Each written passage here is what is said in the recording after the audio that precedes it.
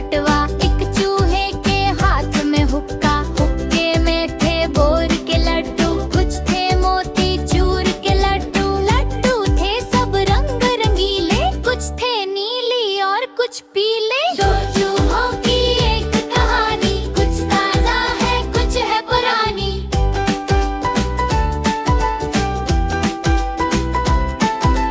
बटवे में थे 4 टमाटर और थोड़ा सा मिनरल वाटर, लड्डू खाकर पानी पीकर बोले चूहे छत पर चढ़कर। दो चूहों की एक कहानी, कुछ ताजा है कुछ है पुरानी।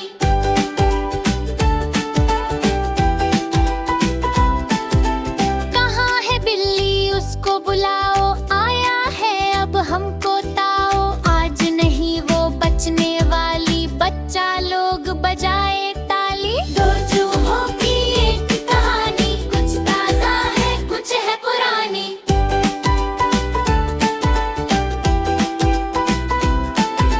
बिल्ली ने जब सुनी ये बात, बीत चुकी थी आधी रात, पहले उसने दुम को हिलाया, दांतों को दांतों पे जमाया। दो चूहों की एक कहानी, कुछ ताजा है कुछ है पुरानी।